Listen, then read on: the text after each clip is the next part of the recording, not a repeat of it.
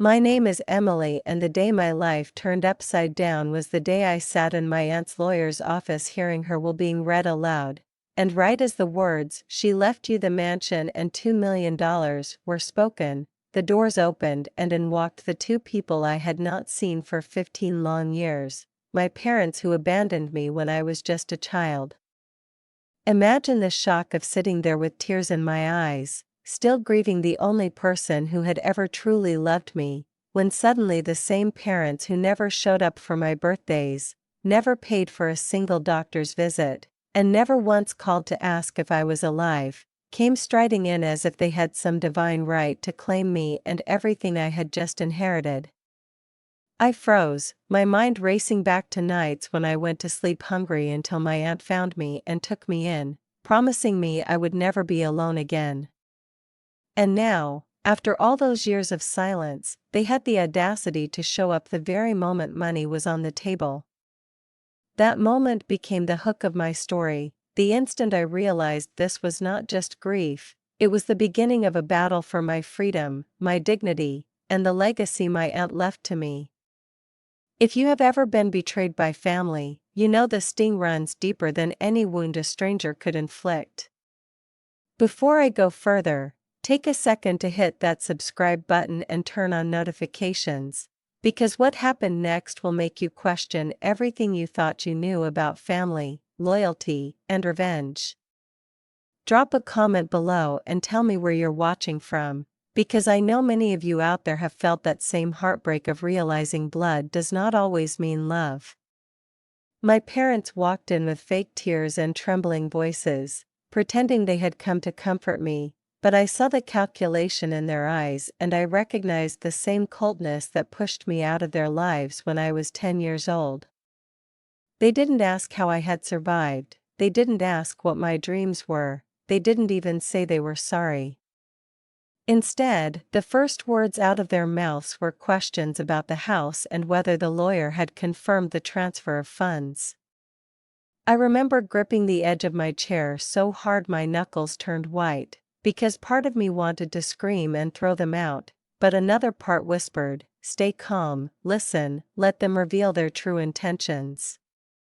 This was the opening act of a story that would test not just my patience but my entire belief in what justice and revenge could mean. My aunt had prepared me better than I ever realized, and soon I would learn she left behind not only wealth but also a strategy to protect me from the very people who once called themselves my parents. That day I understood that revenge does not always come with fire and fury, it can come with silence, with strength, with documents signed years before in quiet preparation. And as I sat there, staring at the ghosts of my past trying to claw their way back into my present, I made myself a promise: I would not let them win, and I would not let their sudden performance of parental love erase the truth of what they did to me.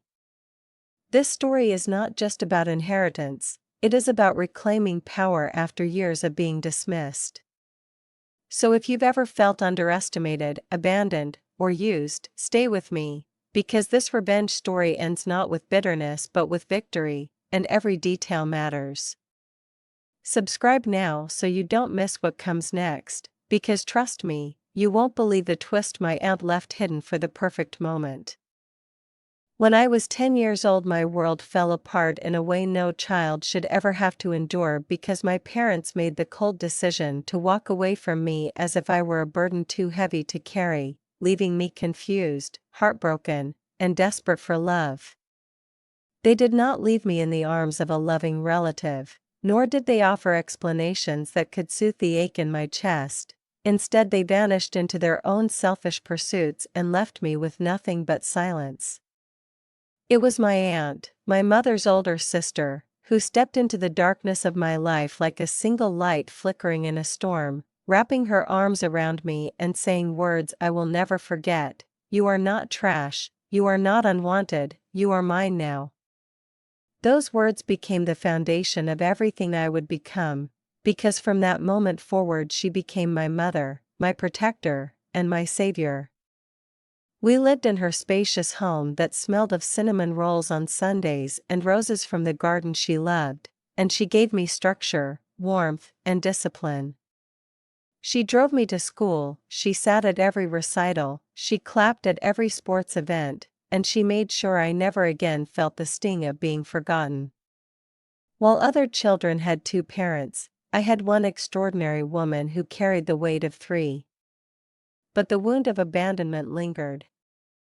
On birthdays I used to stare at the front door hoping maybe, just maybe, my parents would appear with balloons or a cake, but the door never opened.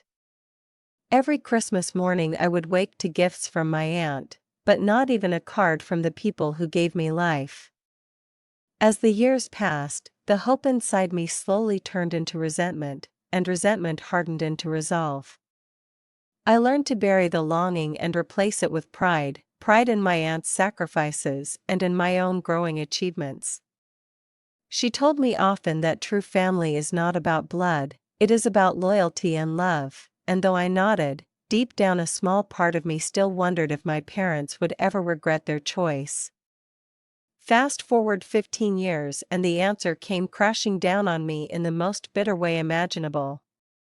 At my aunt's funeral, as I stood with a broken heart, my parents were nowhere to be found. I thought maybe they had changed, maybe grief would stir some trace of decency in them, but they did not come. Only later, when the will was read, did they appear, suddenly invested in my existence once more. They walked into that lawyer's office dressed in dark clothes, feigning sadness, their eyes flicking around the marble floors and leather chairs like predators scanning for prey. I remember the lawyer's words still echoing, "Your aunt leaves her estate, valued at over $2 million, and her home, fully paid for, to her legally adopted daughter, Emily." At that exact moment the door opened and there they were, my so-called parents, swooping in like vultures who had smelled fresh meat. The timing was no accident. They had been informed, somehow, about the fortune, and like actors they slipped into character, pretending to be loving parents reunited with a lost child. But I knew better. I saw no regret in their eyes, no shame, no real grief. I saw only calculation, a hunger not for reconciliation but for control. They began with soft words, sitting close, speaking in hushed tones about how hard life had been without me, about how they had made mistakes when they were young. They used every cliché in the book, lines rehearsed as if they were reading from a script, lines meant to tug at my heartstrings. But they underestimated me. They forgot I was no longer that vulnerable 10-year-old, I was a grown woman raised by someone who taught me to see through lies. As they talked, I studied them. My father kept glancing at the folder of documents on the lawyer's desk, his eyes darting nervously whenever the words trust fund or title deed came up. My mother clutched her handbag so tightly her knuckles turned pale, and though she nodded and smiled at me, her questions betrayed her greed. "So, Emily, what exactly did your aunt leave you? Will you need help managing the finances? A young woman shouldn't carry that weight alone."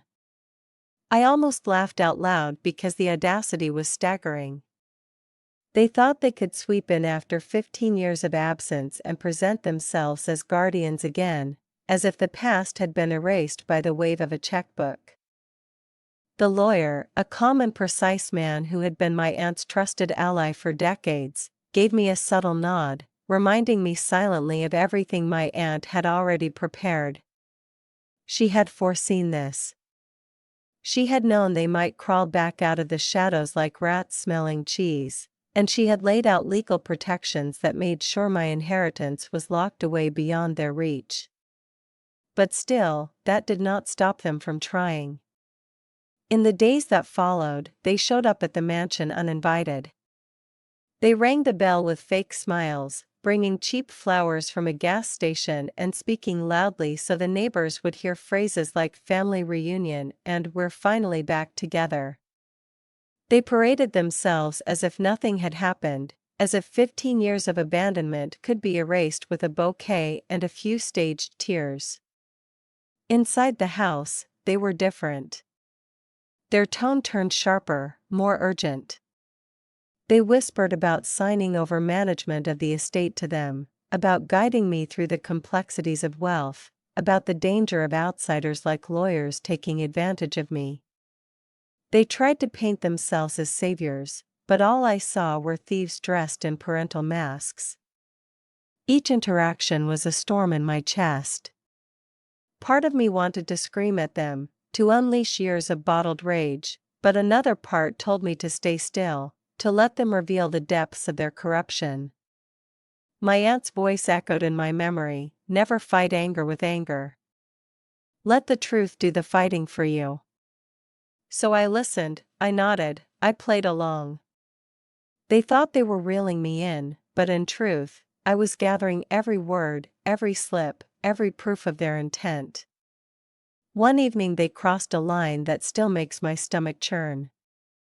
They suggested that the adoption papers my aunt had filed were invalid, that somehow I was still their legal child and therefore all assets should revert to them as natural parents.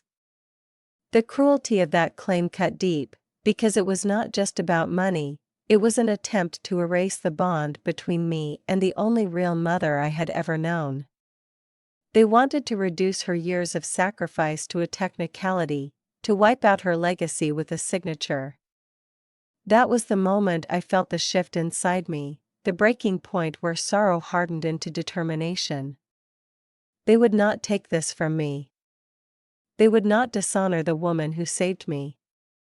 I began working closely with the lawyer, diving into files my aunt had meticulously organized, files that revealed the full extent of her foresight.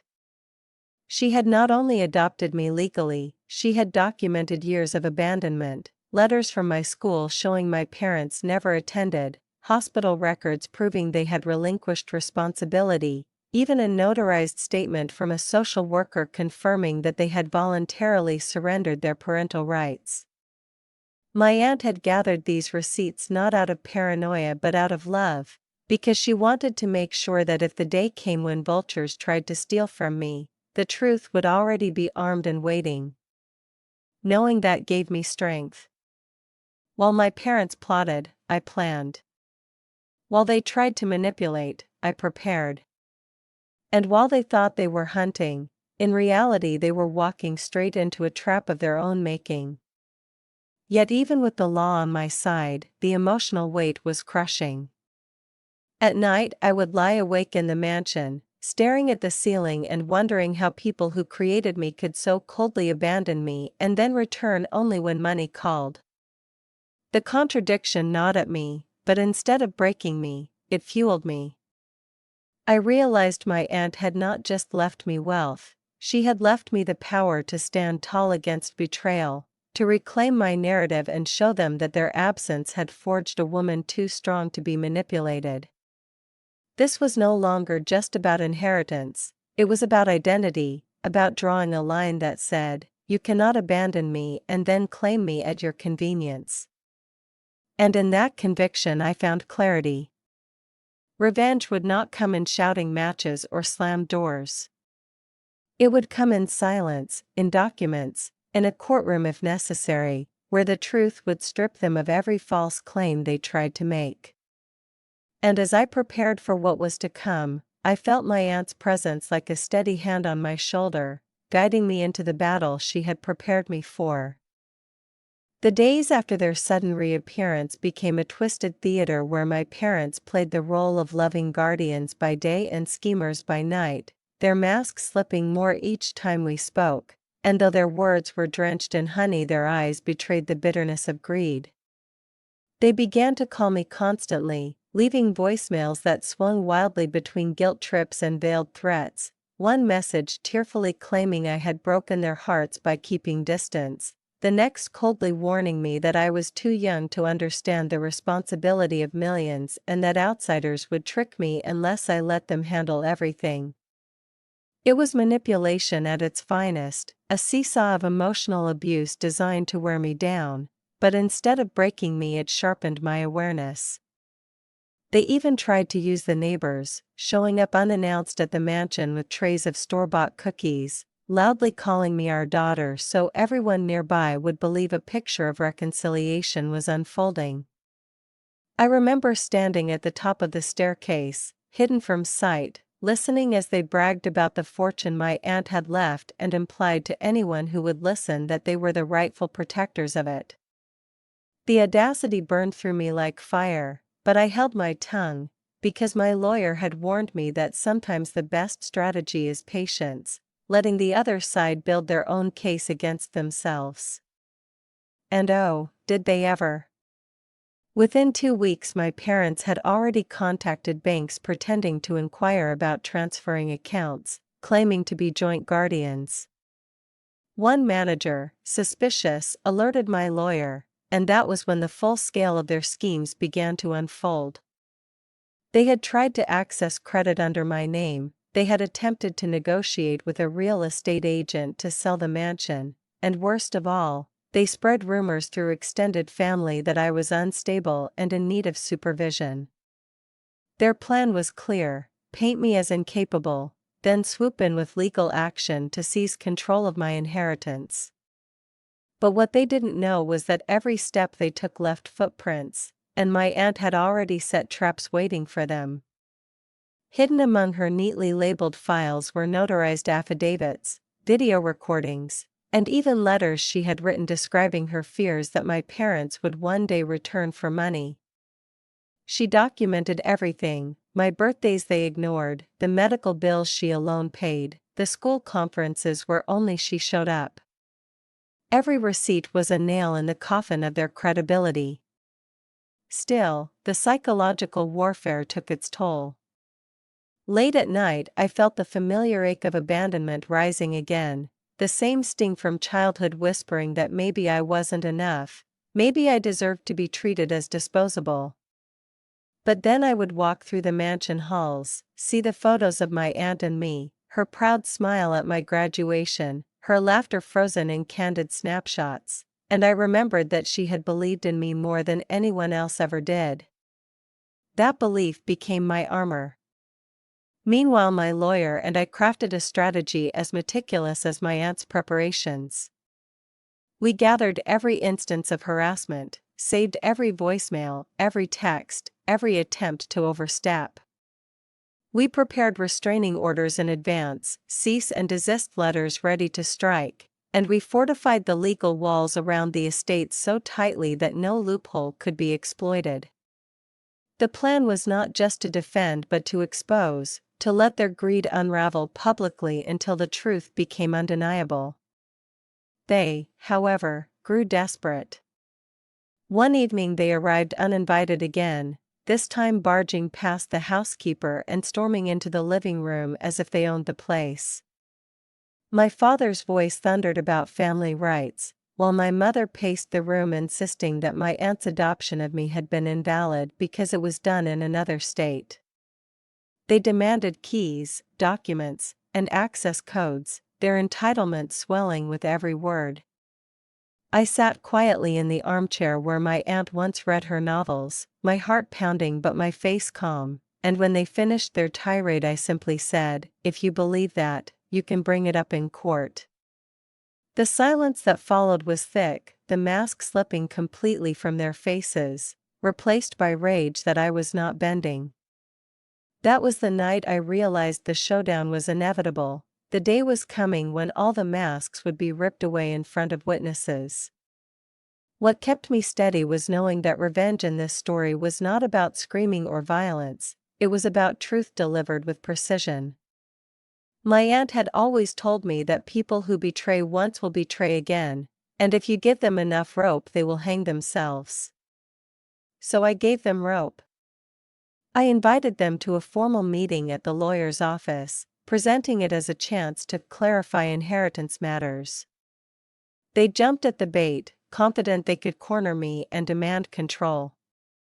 What they didn't know was that waiting in that office would not just be my lawyer but a mountain of evidence stacked high enough to bury every lie they had crafted. As I prepared for that meeting, I felt fear, of course, but beneath it was something else, something stronger, a sense of justice, of loyalty to my aunt, and the quiet thrill of knowing that soon the people who abandoned me would be forced to face the undeniable truth of what they had done. This was no longer about whether I would keep the inheritance, it was about showing the world that family betrayal has consequences, that blood ties cannot erase years of abandonment, and that sometimes the sweetest revenge is to stand tall in the very place they once swore you'd never reach. And so the stage was set, the players ready, the evidence prepared. All that remained was the confrontation that would expose everything.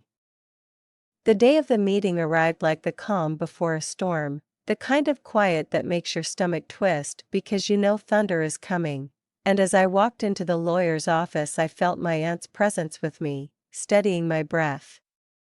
The polished oak table gleamed under the lights, documents neatly stacked in front of my lawyer, and I took my seat at the head as if the house I had inherited had extended its walls into this room, reminding me that I belonged here.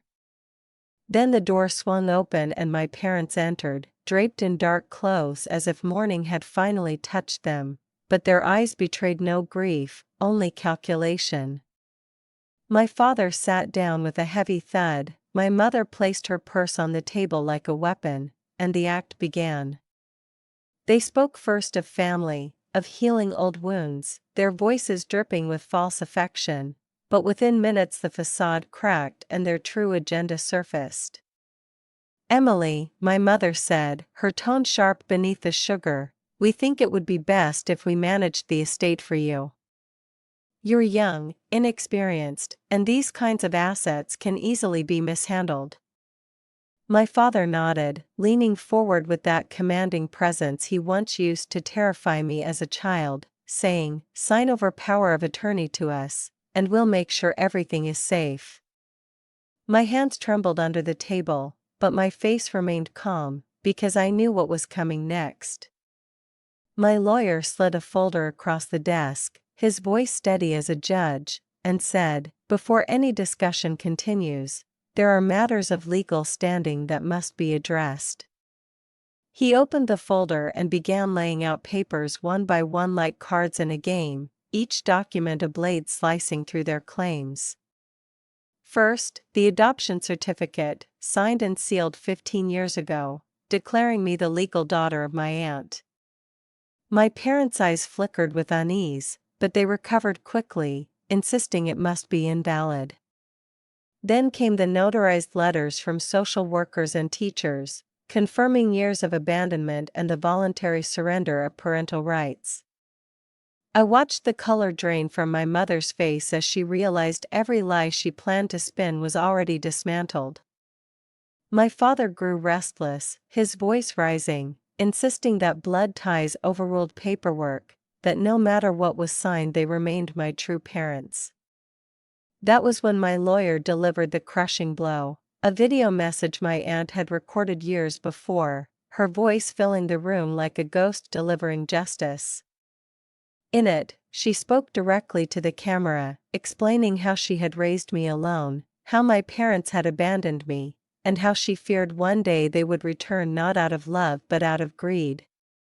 Her words were calm, her tone resolute, and as I listened I felt tears burn my eyes because she had predicted this exact moment with heartbreaking clarity. "Emily is my daughter in every way that matters," she said in the recording, "and I have made sure no one can take from her what I have worked to provide. If you are watching this, it is because someone is trying to undo what love has built, and I ask you to protect her with everything I have left behind." The room fell silent except for the faint hum of the air conditioner, my parents frozen in their seats, caught between rage and disbelief. My father slammed his fist on the table, shouting that it was manipulation, that my aunt had poisoned me against them, but his words sounded hollow, the tantrum of a man cornered by truth. My mother tried another tactic, her voice softening into a plea, "Emily, we're still your parents. We made mistakes but we love you. Don't let outsiders convince you to hate us." I turned to them then, my voice steady though my heart raced, and I said, "You abandoned me. You chose money, freedom, and selfishness over being parents. You don't get to walk back into my life 15 years later because money suddenly matters. My aunt was my mother. You gave that title away the day you left. My words seemed to shatter something in the room, because for the first time they dropped the pretense entirely. My father leaned back, eyes cold, and muttered, "You'll regret this. Wealth makes enemies. Without us you'll be eaten alive." But his threat carried no weight, not with the mountain of evidence on the table and the law on my side. My lawyer ended the meeting decisively, sliding cease and desist papers across the desk and informing them that any further harassment or fraudulent attempts to access the estate would result in immediate legal action. He cited the statutes, the documentation, the adoption records, all airtight, leaving them no ground to stand on. My parents sat there for a moment longer, their faces twisted with frustration, and then my mother snatched up her purse, her voice dripping venom as she hissed, "Fine. Enjoy it while it lasts."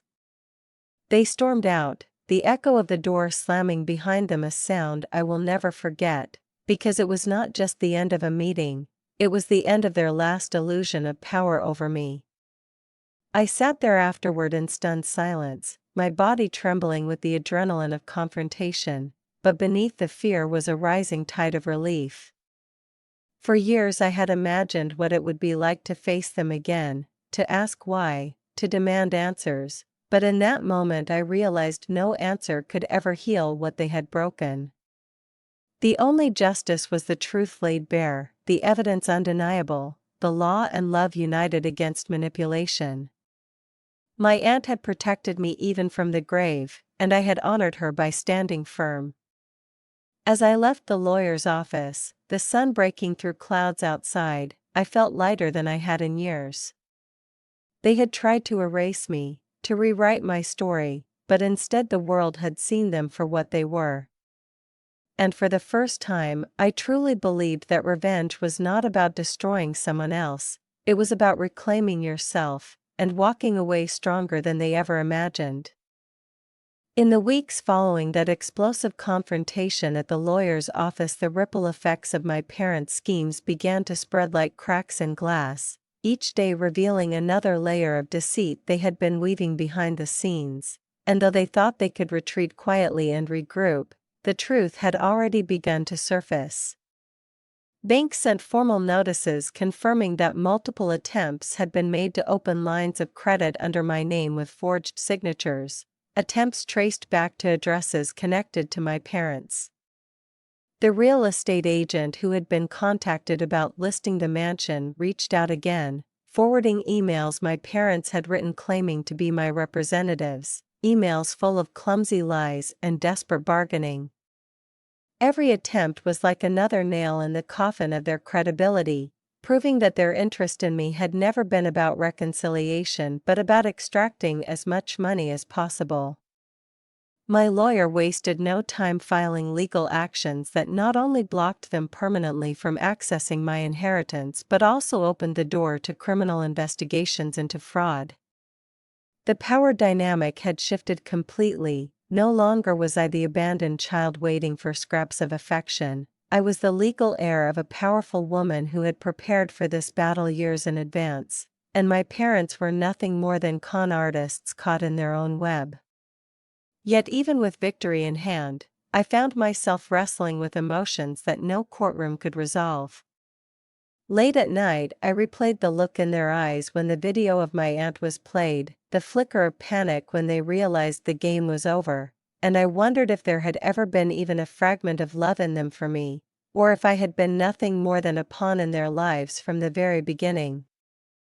The pain of that realization was sharp, but with it came clarity, because sometimes the hardest revenge is not punishment. It is acceptance that you will never get the apology you deserve in choosing to build a life without needing it. My parents continued their spiral of desperation. They tried contacting distant relatives to rally support, spinning stories about how cruel I had been, but those relatives knew the truth. Many had watched for years as my aunt raised me single-handedly, and now, seeing the evidence laid bare, they turned their backs on my parents as well. The isolation they had once inflicted on me was now their own prison, and it was not by my hand but by their choices. There was a bitter sweetness in watching justice unfold, not with violence or vengeance but with simple truth. Still, closure required more than legal victories. I knew I needed to draw clear boundaries, not just for my inheritance but for my peace of mind. So I instructed my lawyer to send a final letter, a cease and desist that made everything crystal clear. They were to have no further contact with me, no access to my home, no claim to my life. Any attempt to interfere would be met with immediate legal consequences. Signing that document felt like sealing a door that had been left ajar for 15 years, a door through which ghosts of abandonment had crept into my nights.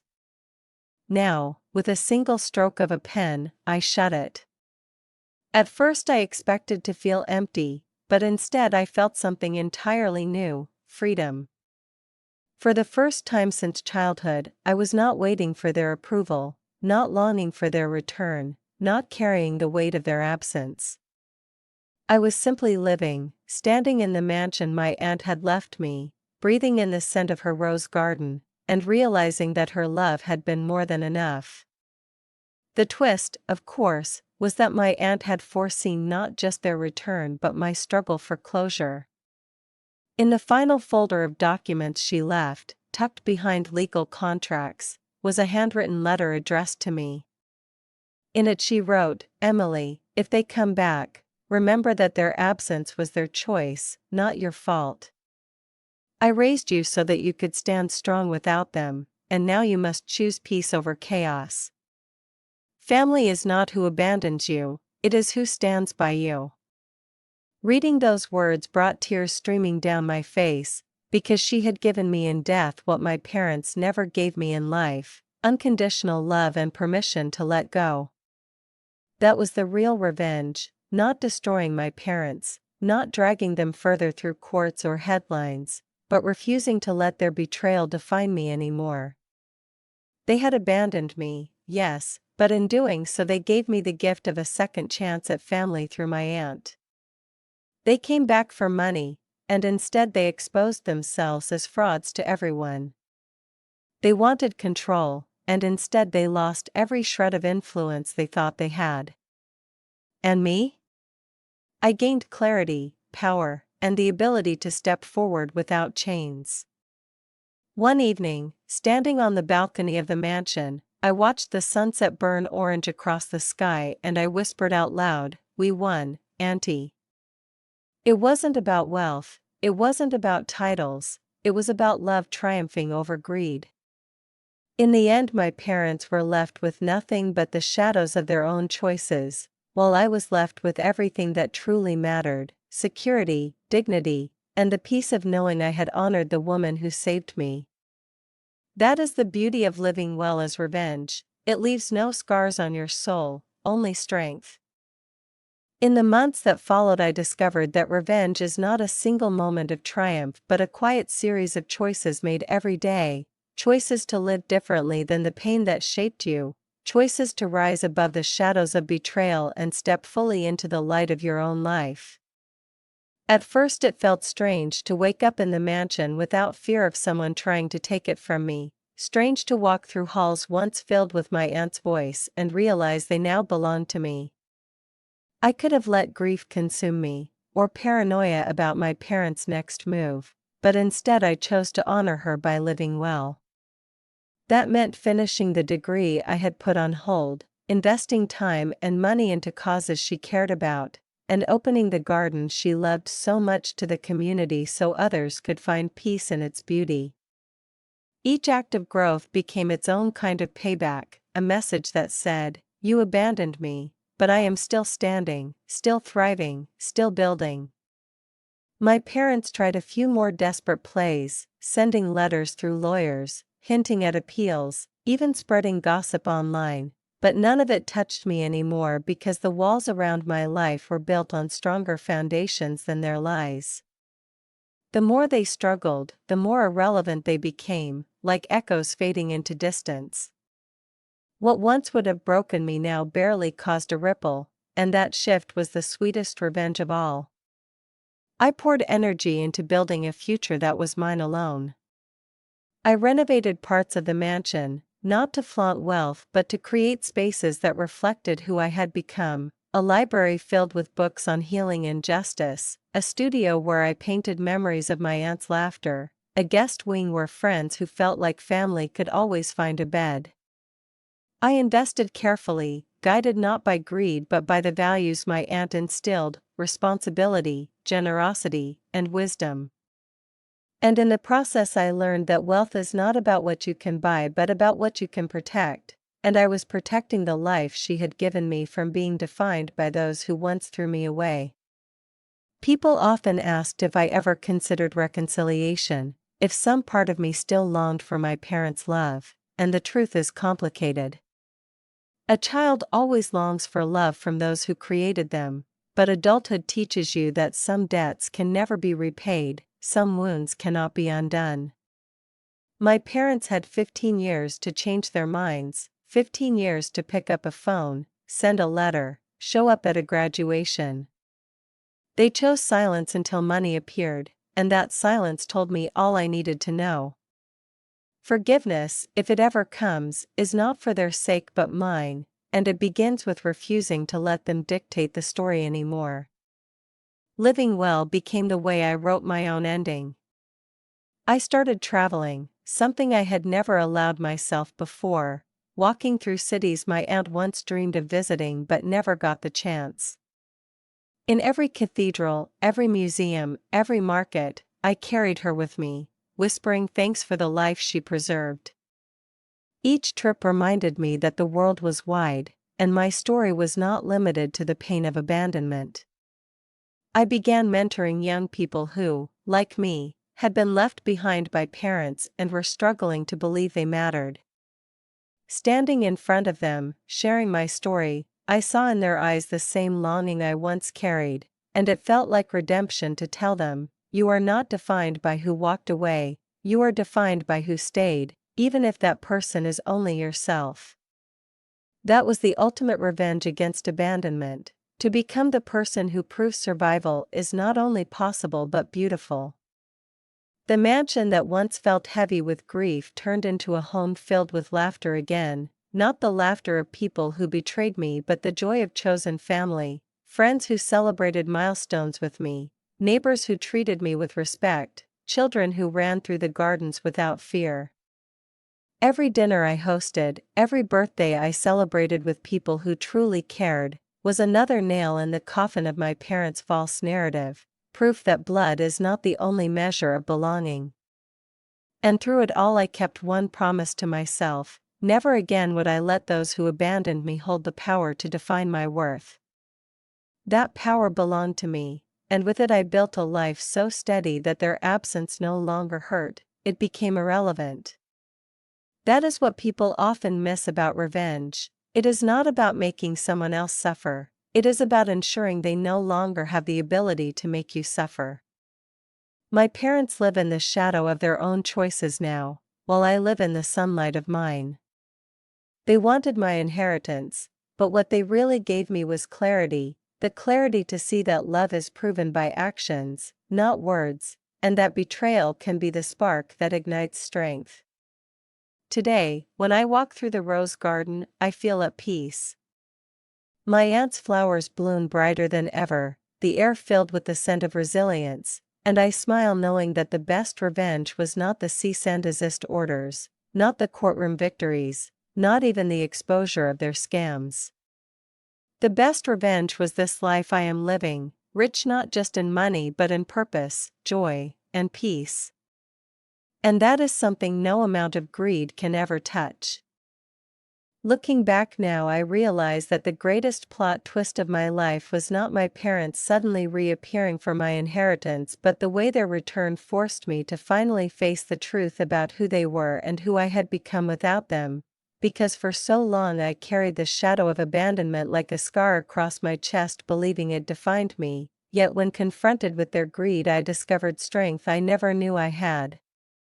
The confrontation at the lawyer's office had closed one chapter, but what came afterward was the deeper lesson, that revenge is not about holding on to anger but about letting go of the chains that betrayal once wrapped around your heart. My parents thought they could manipulate me with tears, intimidate me with threats, or confuse me with lies, but what they didn't expect was that I had been raised by someone who taught me the real power of love and resilience. Every letter they forged, every scam they attempted, every whisper campaign they tried to launch only exposed them more and freed me further. I came to see them not as villains with power over me but as desperate people trapped in their own greed, and that shift in perspective was liberating. When you stop needing validation from those who abandoned you, you stop being their victim. That was the real inheritance my aunt left me, the knowledge that love is proven by sacrifice and presence, not empty titles. I honored her by building a life filled with joy, and in that life my parents had no place. The mansion she left me is no longer just a symbol of wealth, it is a sanctuary of healing, a reminder that even the deepest wounds can give birth to gardens if tended with care. I host dinners with friends who feel like siblings, I open the gates for community events, and sometimes I simply sit on the balcony at sunset whispering gratitude into the evening sky. My parents are nowhere in that picture, and that absence is no longer painful, it is peaceful. They once believed they could erase the years of silence with a single performance, but instead they revealed themselves for who they truly are, and I no longer carry the burden of hoping for something different. The sweetest revenge was not proving them wrong in a courtroom, though that mattered, it was waking up every day free from their grip, surrounded by love that is genuine, not transactional. Sometimes I imagine them in their own home, replaying the confrontation in their minds, realizing that they did not just lose millions of dollars, they lost access to me forever, and that is a price no money can buy back. And yet I do not gloat, because I learned that revenge, when it comes from bitterness, can poison you. Instead, I let my revenge be the simple act of thriving, of laughing, of giving to others what I once wished someone had given me. That is what turns betrayal into victory. So to anyone listening who has ever been abandoned, underestimated, or used, know this: you do not need to destroy those who hurt you to find closure. Sometimes the most powerful revenge is to live a life so full that their betrayal becomes irrelevant, to honor the people who truly stood by you, and to draw boundaries so firm that the past can no longer break through. My story began with abandonment, but it ends with freedom, and if you take anything from it, let it be this: family is not always blood, family is who shows up, who stays, who loves without conditions. That is where you will find strength, and that is where you will find peace. And now, if you have ever faced that breaking point where you realized you had to choose yourself over toxic family, I want to hear your story. Drop a comment below and tell me the moment you said enough. Your words might give courage to someone else who is still searching for theirs. And if my story resonated with you, make sure to hit subscribe and turn on notifications, because this channel is a place where silence turns into strength, where betrayal transforms into justice, and where the most unforgettable revenge stories are not just about payback but about power, healing, and hope. Remember, the best revenge is not anger, it is peace, and peace is exactly what I choose every single day.